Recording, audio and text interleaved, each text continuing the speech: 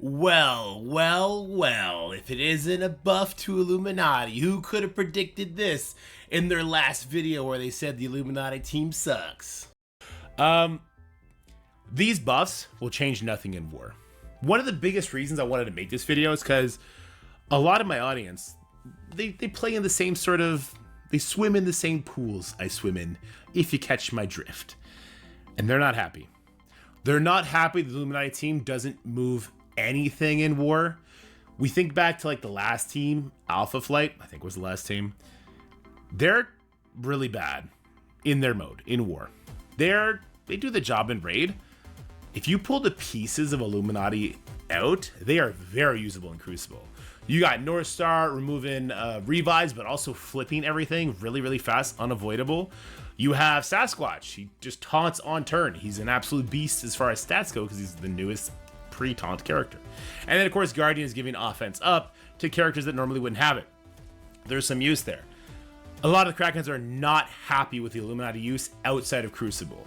That'll become even more apparent when we start doing modes like Sword Satellite, and you don't consider the Illuminati team when you're looking past floor 40. You just won't consider them because they're just atrocious as far as circumventing interesting mechanics from, say, war or whatever sort of comps that might present themselves. Like an extreme team going before, if it stuns Hank, like, oh, okay. You know what I mean? So they're not really going to cut it. So here's my big prediction. My big prediction is we get another buff to Hank Pym. And I think they're going to remove this tag right here. In Crucible, apply speed up to self and all Illuminati allies. On the surface, that seems like an absolutely insane buff that makes no sense. In reality, it just makes them Wakanda 3.0. Whoa, relax past me. How am I supposed to make a second video if you give away the golden egg like that right away? So here are the buffs that they're doing now. Our recent blog post outlined upcoming updates to the Illuminati team, and our focus with those changes was the team's performance in Cosmic Crucible. I guess. Sure, whatever. However, while reviewing the team as a whole in other game modes, specifically Alliance War, we found that the absence of Hank Pym's Speed Up, a Crucible exclusive, in battle was a huge detriment to the team. Even though the Illuminati are a Cosmic Crucible team, we want them to perform better than they currently are in other game modes. I agree. Look, a lot of you are not going to like that. We'll talk a little bit about why I feel that way in a little bit. So we decided to update Hank Pym's Speed Up on spawn so it occurs in all game modes. To offer additional support in non-Crucible game modes, we're also adding a mechanic to Captain Britain's passive ability where his speed and the speed of Illuminati can only be reduced by slow. Bullshit! I call bullshit on that one, okay? That is not to stop or to make them better in war stuff. That's to make them better in Crucible to counter the counter that I came up with. What is the counter that I came up with? Let's go check it out. So this is the counter to Illuminati that I came up with, and it's very simple. It is Superior 6 with Vulture, because Vulture takes the speed up off them, and Emma. And what this team basically does is it allows your Goblin to go first, because of the Emma making him faster than Black Panther. It allows basically all your characters, except for Emma, to go first before the Black Panther, giving you a window in which you can kill them. This was making Superior 6 with Emma a very, very good counter to the Illuminati team in Crucible, just not in stages 4 or 5. In stage 5, you had to sub out Spider Slayer for somebody that did like a whole team attack that had a speed greater than 124, and it worked this way. So bullshit! Let's get back to the blog. Alright, so he's got that Nightcrawler S-Pass right now, where Emma is no longer going to affect their speed stat. That is going to make them better in war. It's going to make them more interesting if when we get into like Sword Satellite modes and stuff like that, if there's an Emma, Illuminati says, get out of here. It's fine. We can work around that. Actually, it's not really fine because it means we can no longer do a sack attack into Superior 6 Emma. It's not fine. No, I take that back. It's not fine. It's not okay because that team, it beat smaller Illuminatis very easily. But in stages 4 and 5 of this season, it was not really reliable. And when, like, the Illuminati scale is so much better, right? Because they're a newer team, newer stats. It didn't scale very well. So the fact that they felt the need to, like, nerf that out of existence, that's a bummer.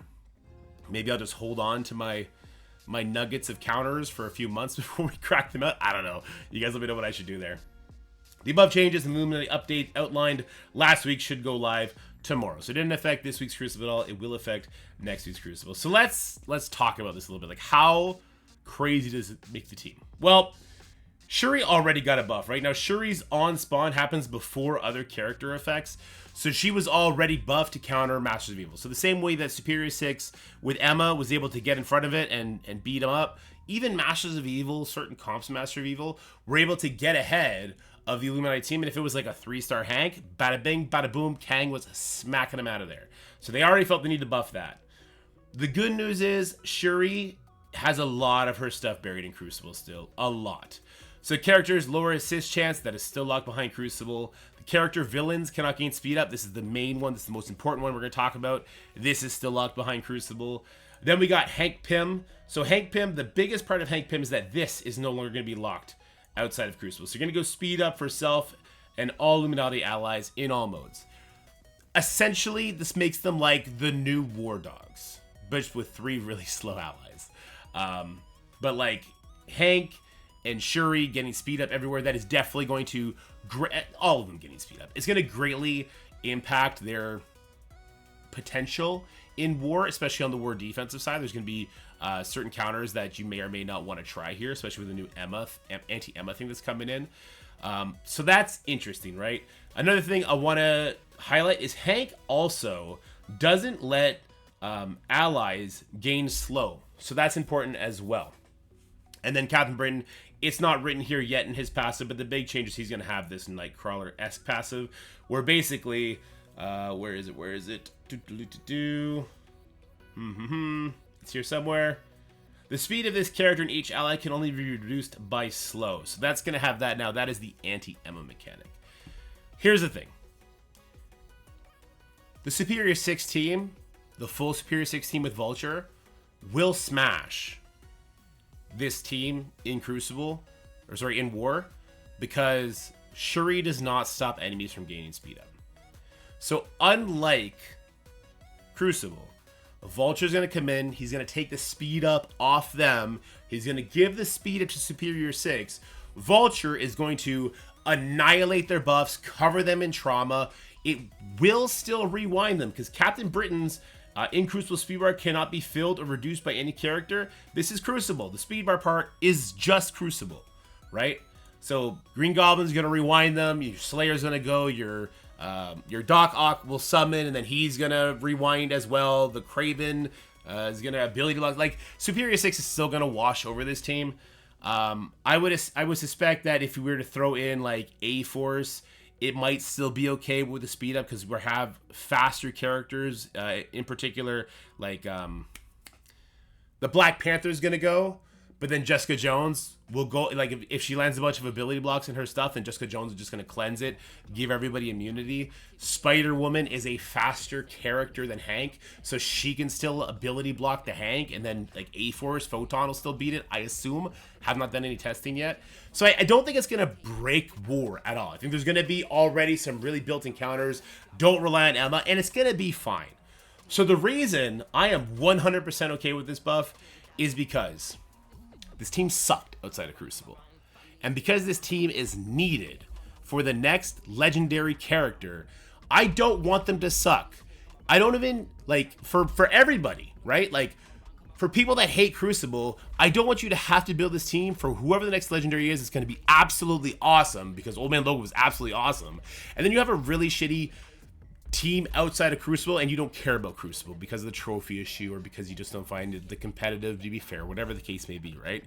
So the fact that this team is all of a sudden going to be amazing in modes like Sword Satellite, because they'll have speed up on spawn, but have a lot more interesting mechanics. The fact that they're going to be a good, like, they'll probably be like an A- war team. I think that's good news. I just think that's better for everybody. It's certainly, I think it bridges the gap between the haves and have-nots with Captain Britain. Yes, Captain Britain will still be the best in War on this team for sure. But now Iron Man in War getting that speed up along with the other characters, there's going to be a lot of damage flying there. It's going to make the team have a lot more value on the free-to-play side, in my opinion. But I'd be very interested to know your opinions. I got a confession to make too. Hold on. Your boy fucked up. Yeah. Yeah. Your boy fucked up. I'm covering another game, Marvel Rivals. I'm doing it on a stream. I'm going to have a secondary YouTube channel for it. Really fun third-person shooter. You should come check it out. The problem with that game is it can only be sourced into OBS, which is the streaming program that like 99% of people use, through a display capture, which captures your entire monitor. On the monitor where that game populates for my computer, I have my Discord open because while I'm streaming, I'm keeping track of DMs, I'm keeping track of Envoy stuff so that I can relate to messages I'm allowed to and all that kind of stuff. Keep track of how things are going. You get it. When I switched to cover that game today, I showed an Envoy Discord screen that had information in it. So right away, I'd like to say I'm really sorry to the Envoys that the messages were leaked, although no one said anything bad or nasty or anything like that. I want to say sorry to the community managers, and I want to say sorry to the other Envoys who now have to cover it in this way, because I know it makes some of them feel awkward because they feel like it could get me in trouble. If it does, it's my own fault. It's my responsibility.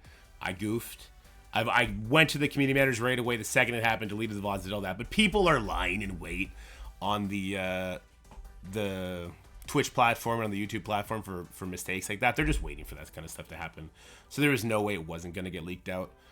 I don't hold a grudge against people covering this at all. I love mobile. I don't know the extent mobile can get to where I would not be fine with it. Like, if mobile cut me off in traffic, I'd be like, hey, fuck! And then I'd see it's him, I'd be like, what's up, dude? So I just want everyone to know that if they can cover this, just do it. It's fine. If I get in trouble, I'm gonna get in trouble. That's on me. But this is an honest mistake, and I just want to say sorry.